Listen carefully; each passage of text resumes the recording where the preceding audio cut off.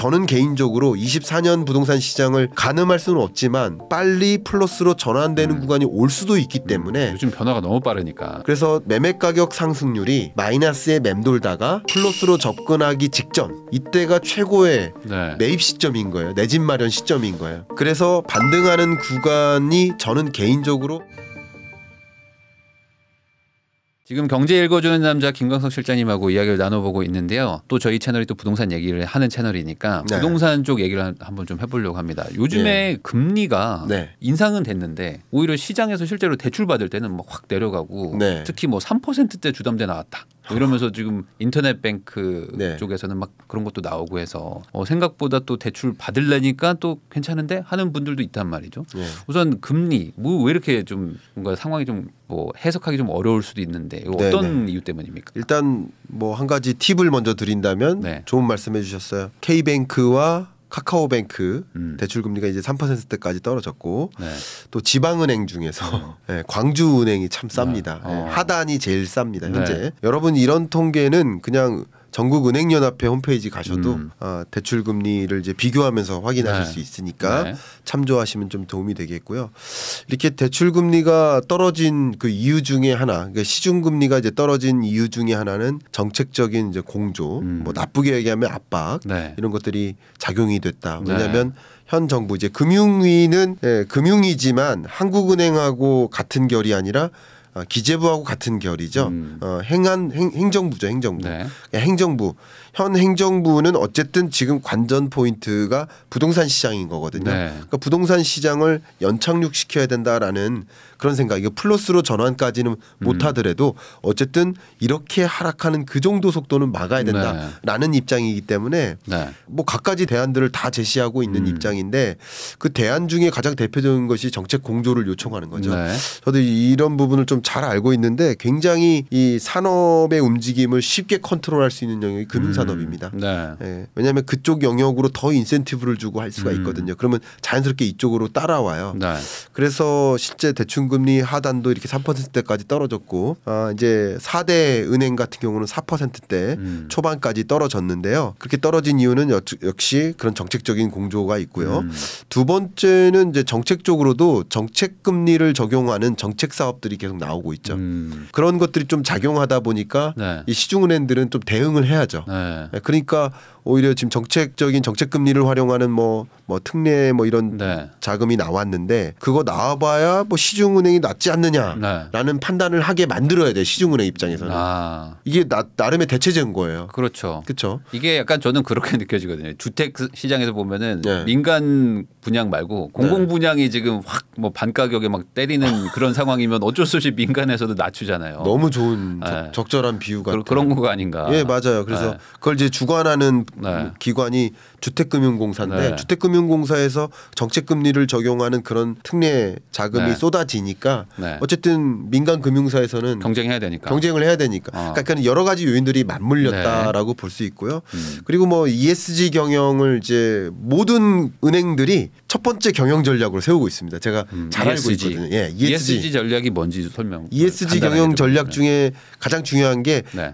자기 기업만을 위한 것이기보다는 사회에 적극적으로 뭔가를 이바지하고 좋은 회사가 되자. 공헌하는 기업이 되자. 그게 환경적으로든 사회적으로든. 네. 그리고 사회적으로 공헌한다라고 한다면 지금 은행이 할 수 있는 일이 뭐예요? 많은 우리 가게가 네. 이자 때문에 힘드니까. 허덕이고 있는데 그 고통을 분담해야 되지 않겠느냐. 네. 그래서 우리가 고통을 분담하는 그런 금융사다라는 걸 적극적으로 보여줘야 되죠. 네. 심지어는 예대금리 차를 공시하도록 하는 제도까지 도입했죠. 네, 그렇죠. 작년 말에. 네, 네, 네. 그러니까 그런 것들도 이제 이미 일반 대중들도 직접 뭐 계산하지 않아도 어떤 은행이 소위 폭리를 취하고 있나를 한눈에 볼 수 있기 네. 때문에 네. 그러면 폭리를 취하는 은행은 마치 ESG에 반하는 느낌을 좀 가져오는 그러네요. 거예요. 그런 여러 가지 면에서 경영 전략적인 네. 면에서도 실제 뭐 많은 이익을 누렸고 네. 그래서 이제 23년 상반기 네. 특히 1, 2월 정도까지는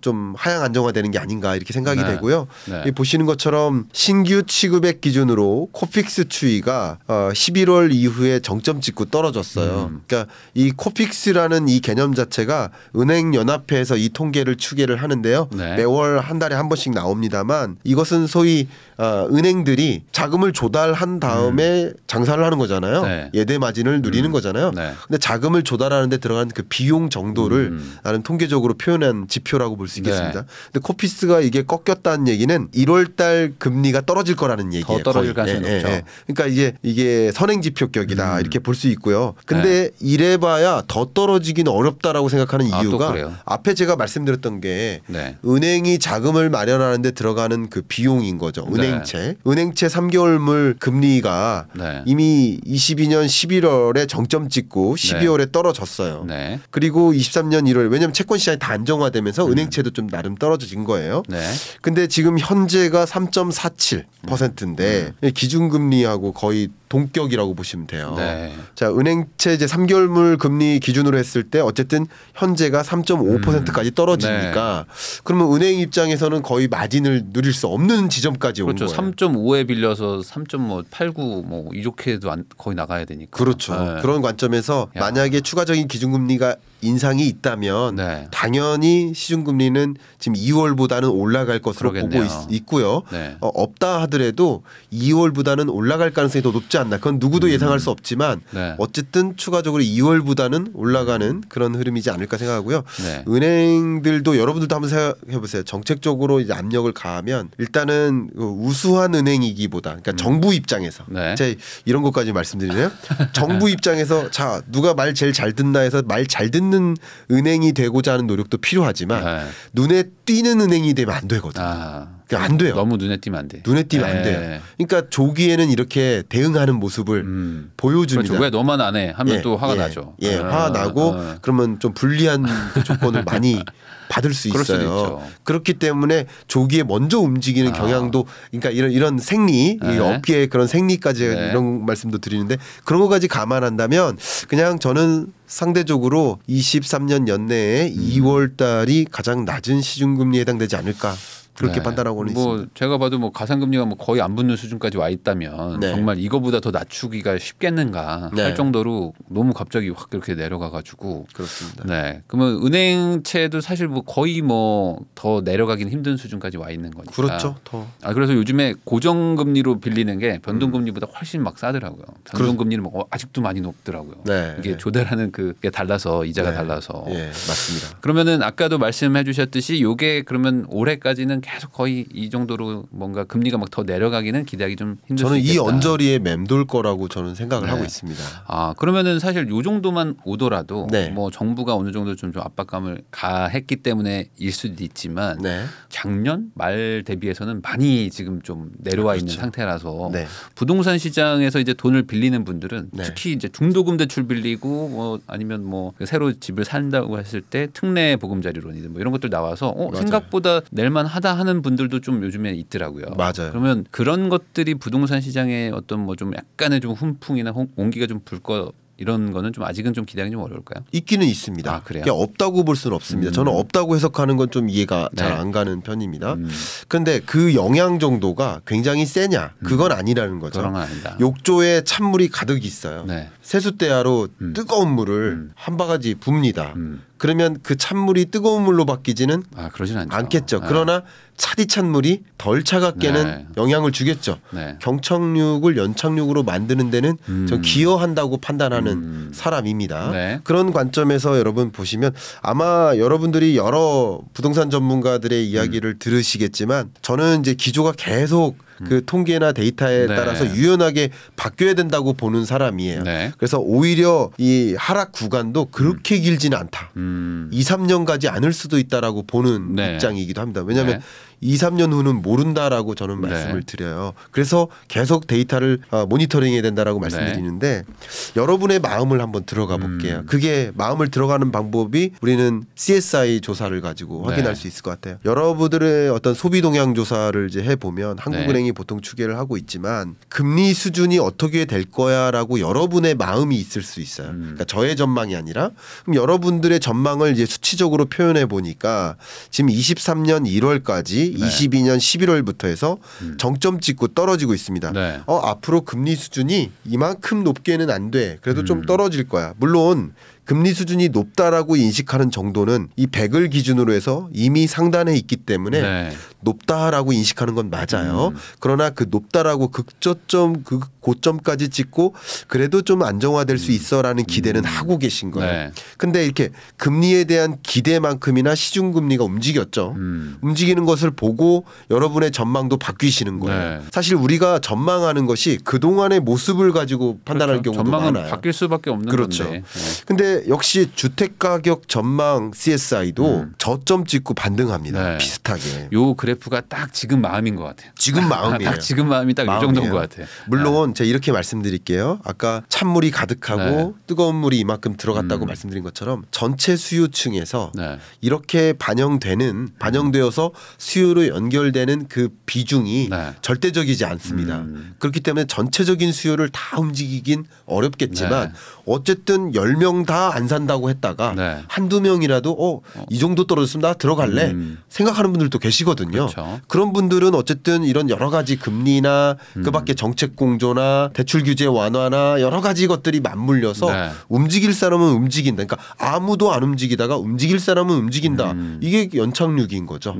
그렇게 유도하는 모습이고 그렇게 여러분들은 인지하고 계신 것 같아요. 근데 이게 이따가 말씀드리겠지만 시장에도 고스란히 반영돼서 나타납니다. 부동산 매매 가격이나 거래량이나 이런 데이터라도 그냥 고스란히 나타나는 모습인 거. 딱 저 정도 반등된 것만큼 거래량도 조금씩 늘고 뭐 가격도 조금 반등한 지역들도 늘어나고 막 그러더라고요. 그렇지만 아직 절대값으로는 아직 아니다. 수요 측에서 봤을 땐 명확하게 이렇게 정의 내릴 수 있을 것 같아요. 그러면은 지금 정부가 매매 시장 쪽에서는 정책자금 뭐 특례 보금자리론 이런 것들이 나오면서 어쨌든 저금리의 상품들을 막 출시하면서 경쟁자들이 이제 민간 은행들도 막 낮추게 했는데 3월에 지금 전세 관련해서도 또 뭐 지금 정책 자금을 좀 하나 만들겠다 한 게 또 있거든요.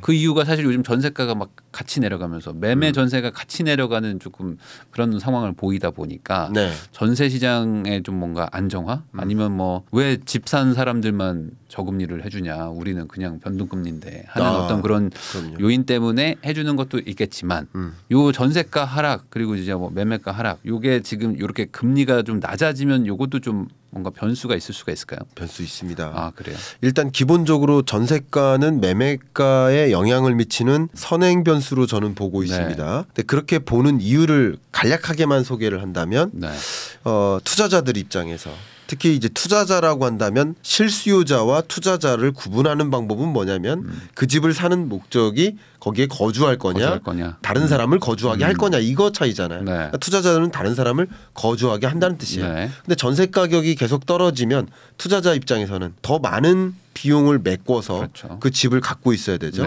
혹은 전세 가격이 떨어져서 이 세입자가 나가고 다른 세입자가 들어오는데 전세 가격이 떨어지면 추가적인 대출을 의존하거나 해야만 이 집을 유지할 수 있어요. 안 그러면 금매나 급금매나 아니면 뭐 경매로까지 부실하게 되면 연결되는 거예요. 그러니까 결과적으로 전세 가격이 떨어지면 투자자들에게 힘들어요. 투자자들에게 힘드니까 당연히 매매 가격에 영향을 준다. 금매를 쏟아지게 만든다라고 보니까 매매 가격에 영향을 미치는 거죠. 그렇게 판단을 해보시면 좋겠고요. 근데 이 그래프를 보시면 일단 아파트 매매 가격 상승률인데 전주 대비 등락률에 해당하는 그래프입니다. 근데 이 값이 어쨌든 제가 말씀드렸듯이 저점이 마이너스 0.48이었어요. 매매 가격이. 그 이후에는 어쨌든 더 떨어지진 않아요. 다만 이걸 오해하지 말아 주십시오. 이것은 전세 가격의 전주 대비 등락률이니까 이게 어쨌든 마이너스에서 맴돈다는 얘기는 계속 떨어지고 있는 거예요. 네. 떨어지고 있는 것이라고 네. 받아들이시되 떨어지는 속도가 조금 완화됐다. 물가 상승률하고 똑같은 얘기인 거죠. 맞습니다. 반대로. 예, 그런 거죠. 개념인 거예요. 네. 여전히 떨어지고 있다. 그러나 떨어지는 속도가 조금 완화됐다. 예, 이렇게 보시는 거 좋겠고 이렇게 완화된 계기가 여러 가지가 있겠지만 네. 금리의 변화인 거죠. 네. 첫 번째 시중금리가 변화했고요. 네. 그리고 정책 제도적인 면에서도 아까 말씀드렸듯이 살 수 있는 사람은 사라 하는 식으로 규제를 많이 또 15억 이상의 그죠? 주택의 경우에는 풀어주고 뭐 그런 것들이 풀고. 그러면 그 규제 때문에 못 사던 사람은 네. 그 규제가 풀리니까 살 수 있게 되는 거잖아요. 그렇죠. 그 대상이 많지 않다 하더라도 일부라도 움직이기 때문에 네. 이게 어쨌든 작용하는 거라고 볼 수 있습니다. 네. 근데 제가 지금 보여드리고 싶은 것은 전세 가격 상승률은 네. 더 떨어져 있어요. 마이너스 0.7%예요. 네. 그러면 이 정도면 전세 가격 상승률이 이렇게 떨어지면 향후엔 더 떨어질 수 있다고 보고 있습니다. 근데 이게 주택 가격에 영향을 미친다는 거. 아까 네. 설명드린 그런 요인에 네. 의해서 또 전세 가격이 많이 떨어지면 전세 가격과 매매 가격이 붙어 있을 때 내 집 마련 수요가 있어요. 네. 근데 전세 가격과 매매 가격의 격차가 벌어지니까 그러니까 당연히 내 집 마련 수요도 없어요. 그러니까 수요나 공급 다 모든 면에서 매매 가격에 부정적인 영향, 마이너스 네. 영향을 미친다 이렇게 설명드리겠어요. 근데 이런 기점에서 어쨌든 전세 가격이 너무 떨어져 주니까 네. 가장 저는 여실히 집중적으로 보고 있는 지표가 전세 수급 지수인데요. 전세 수급 지수가 100을 밑돌면서 이렇게 크게 떨어진 거 네. 이것은 정말 말 그대로 역전세는 아닙니다. 네. 그러니까 세입자 찾기가 하늘의 별 따기인 거죠. 근데 이게 말이죠. 22년부터 본격적으로 금리가 올라가기 시작했죠. 네. 근데 통상적으로 전세 계약 기간이 2년이죠. 네. 그럼 22년 전에 전세 계약했던 분들이 전세 계약을 옮기거나 네. 혹은 재계약을 하거나 할 때 전세가를 낮춰 잡는 방식인 거예요. 아니면 월세로 주거나 뭐 네. 이런 방식이죠. 전세가를 낮추고 유지하고 월세를 돌려주거나 네. 여러 가지 방식으로 재계약을 하거나 이사 가면서 더 낮은 전세 가격에 더 좋은 집을 찾아가는 흐름인 거예요. 네. 그게 이렇게 역전세난으로 나타나고 있는 거라고 볼 수 있겠죠.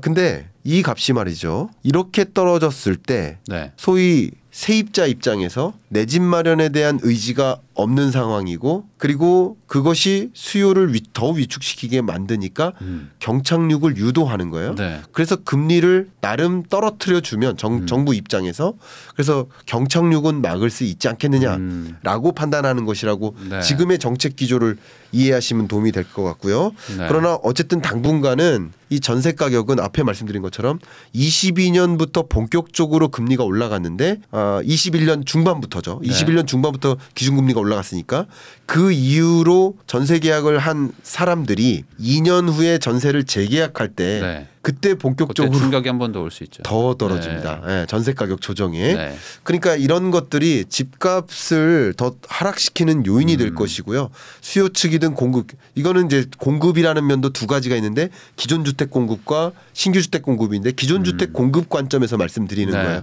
그런 관점에서 집값 하락 요인들이 더 추가적으로 있는 거예요. 그래서 23년 내내 집값은 떨어진다.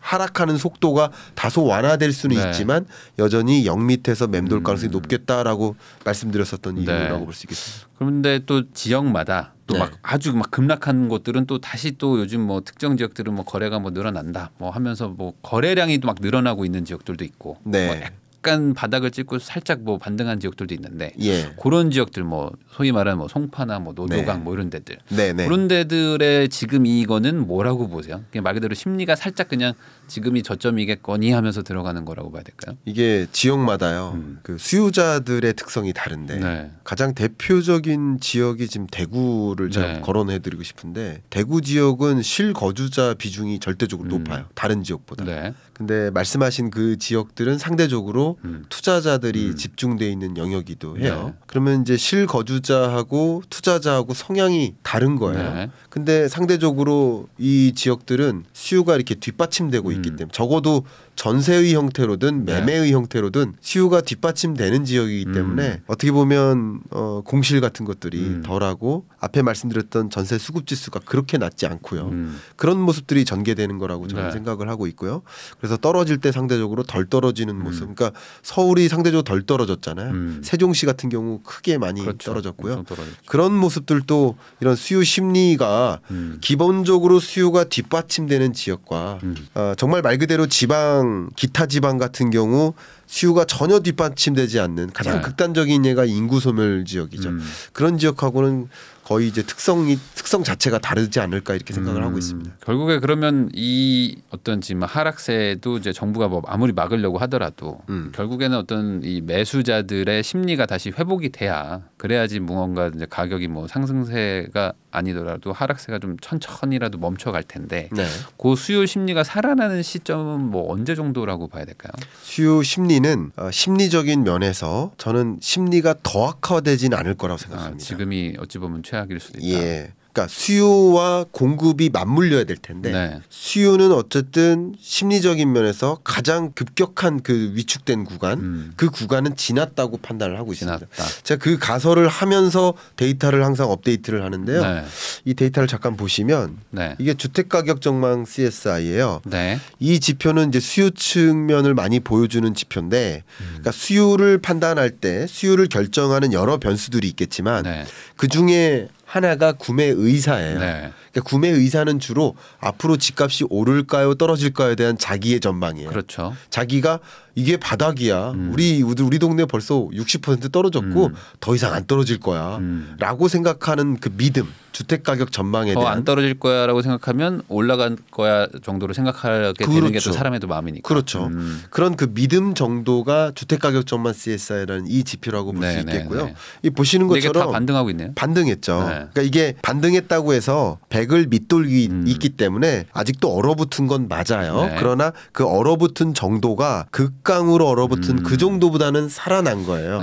그리고 이게 살아나게 된 배경 중에 여러 가지가 금리고요. 시중금리가 떨어졌고요. 어쨌든 내려갔으니까. 그리고 정책적으로도 완화적으로 규제 완화 그리고 3월 달에 또 대출 규제 본격적으로 완화해 주잖아요. 그러니까 그런 것들이 어쨌든 사고자 하는 말 이게 절호의 찬스야라고 생각하는 사람이 있고요. 아니야 더 지켜봐야 돼라고 생각하는 사람이 있겠죠.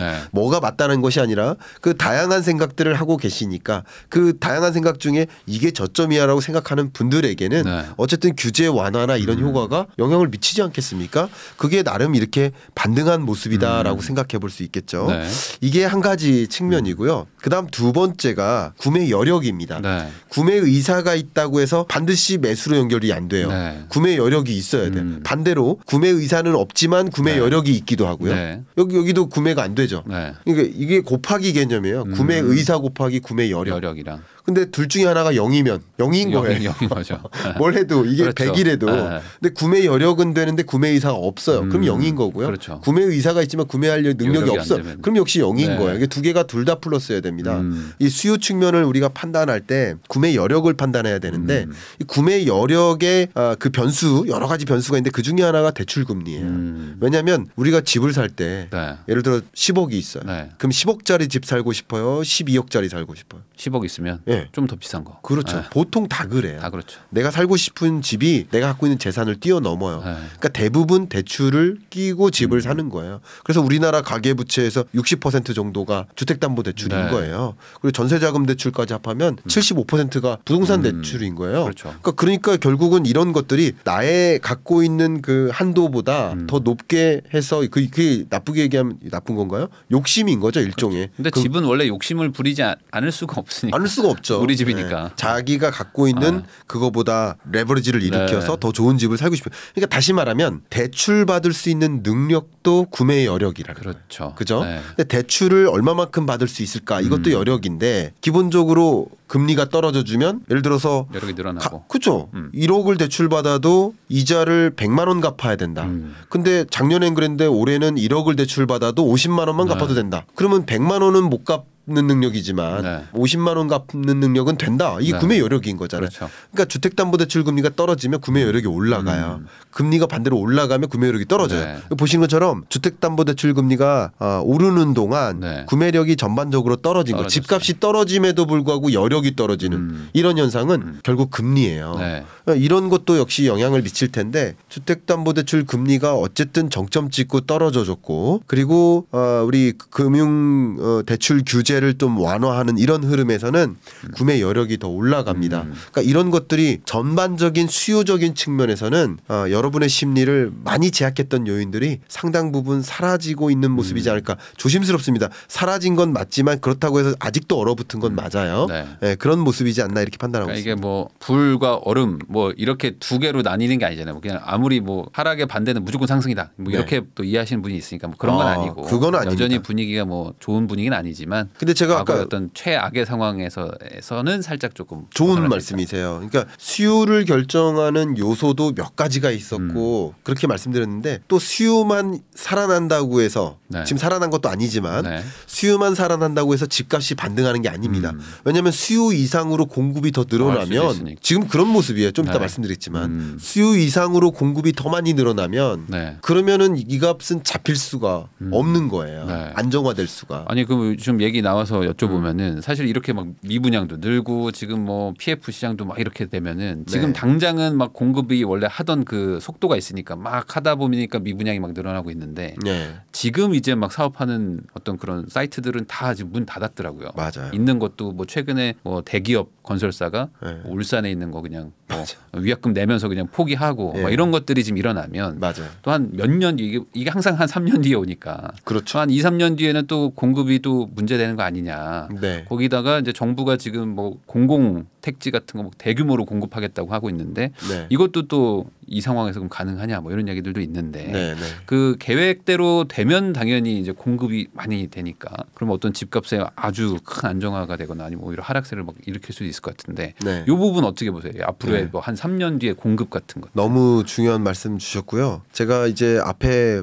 미분양 주택 추이를 보여드린 이유가 금융시장 불안이나 이런 걸 설명드리기 위해서 네. 보여드렸는데 다시 한번 보여드릴게요. 왜냐하면 부동산 시장을 전망할 때도 이 미분양 주택 추이는 너무나 중요하고요. 그리고 앞에 뭐 수요 측면, 공급 측면 여러 가지를 말씀드렸는데 어쨌든 미분양 주택은 네. 생각해 보세요. 수요와 공급의 결과물이에요. 네. 그러니까 미분양 주택 추이만 좀 따라가셔도 지금 주택 가격이 어떤 수준인가를 판단하는데 굉장한 도움이 될 겁니다. 네. 근데 제가 공급 측면을 다 보여드리진 못했는데 어쨌든 미분양 주택이 2020년에 급격히 해소될 때 이게 집값이 급격히 치솟은 거예요. 그리고 미분양 주택이 거의 시장 매물 정도 네. 요 정도의 맴돌 때 집값 상승세가 나름 둔화된 거예요. 21년에 네. 여전히 오르는 구간이죠. 네. 그리고 22년에 상반기 정도 네. 미분양 주택이 다시 늘어나죠. 네. 이때 집값 상승세가 둔화되는 거예요. 네. 0%대로. 네. 떨어지지도 않고 오르지도 않고 급격히 둔화되죠. 그러다가 집값 상승률이 0 밑으로 떨어집니다. 떨어지는 구간. 그게 이게 미분양 주택이 급격히 치솟을 때예요. 네. 근데 이 구간 이후에도 제가 지난번에는 말씀드렸지만 이 공급 물량 지금 아까는 기존 주택 공급을 중심으로 말씀드렸는데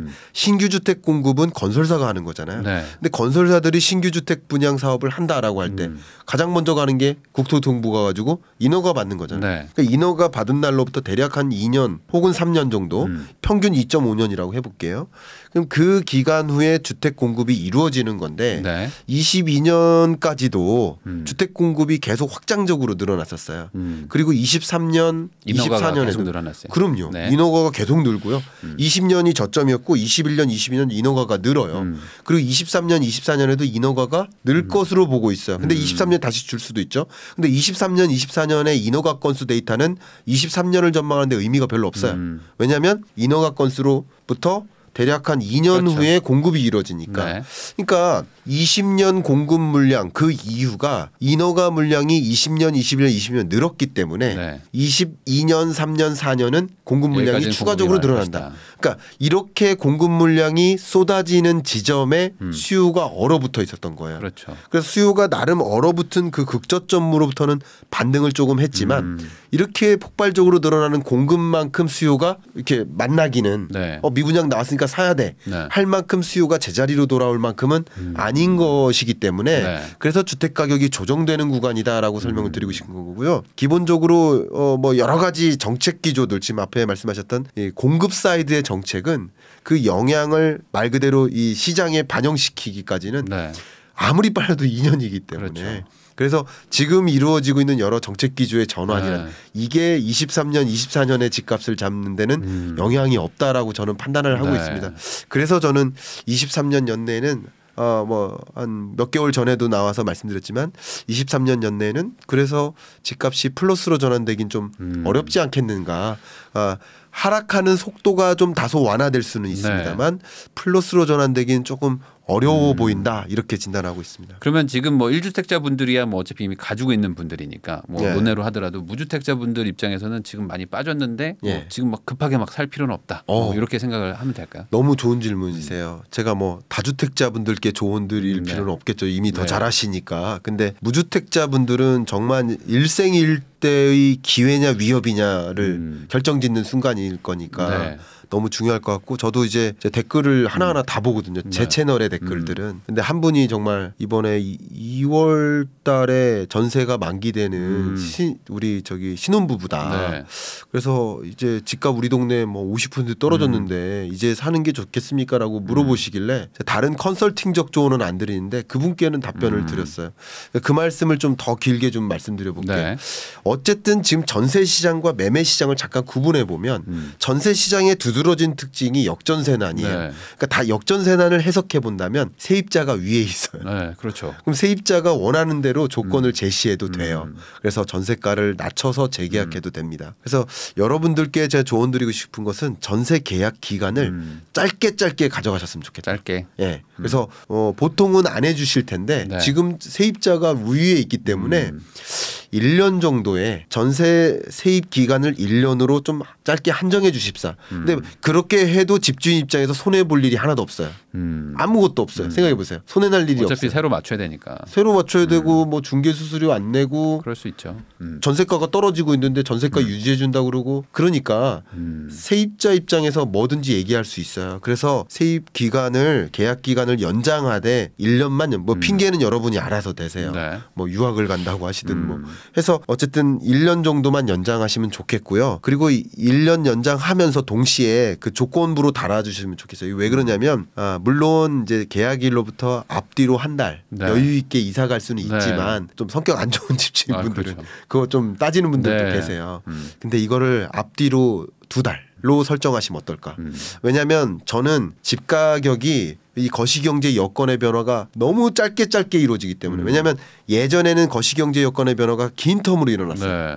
그러니까 주택 가격의 조정 기간에도 오랫동안 조정됐었어요. 근데 저는 개인적으로 24년 부동산 시장을 예상할 수는 없어요. 제가 모릅니다. 그러나 가늠할 수는 없지만 빨리 플러스로 전환되는 구간이 올 수도 있기 때문에 요즘 변화가 너무 빠르니까. 그래서 제가 이렇게 조언 드리는 거고요. 그래서 매매 가격 상승률이 마이너스에 맴돌다가 플러스로 접근하기 직전 이때가 최고의 네. 매입 시점인 거예요. 내 집 마련 시점인 거예요. 지금 바닥을 잡으려고 하기보다는 그 반등하는 그 플러스로 수치가 바뀔 그렇습니다. 때. 예. 네. 그 구간이 가장 적기라고 안전하기도 생각합니다. 하고 그렇습니다. 적기이기도 하다. 지금은 계속 떨어지는 구간이니까 그래서 반등하는 구간이 저는 개인적으로 23년 연내에 오지 않거나 23년 끝자락에 올 수도 있다고 보고 있기 때문에 그래서 1년 정도로 하시고 앞뒤로 2개월 정도 여유를 두면 연말 정도 세팅해라. 예. 그럼 앞뒤로 연장하면 그러면 그때 재계약을 해도 되고요. 역시 네. 또 6개월만 연장할게요 하셔도 되고 그리고 그때 예를 들어서 정말 플러스로 전환되기 직전에 해당된다.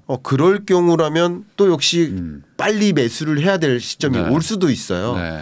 그러면 좀 적극적으로 그때 집을 알아보셔도 되니까 저는 이제 무주택자 여러분께 내 집 마련의 시점을 물어보신다면 그렇게 답변을 좀 드리고 싶은 입장입니다. 네. 요거는 이제 현재 2월 방송이기 때문에 예. 그렇게 말씀드린 거고 만약에 이게 8월에 보시는 분도 있으니까 그런 네. 분들은 또 하여간 23년 말 정도에 움직일 수 있게 이렇게 세팅을 그렇습니다. 하라라고 이해를 하면 업데이트 해야 될 땐 다시 또 와서 업데이트 해드릴 테니까 네.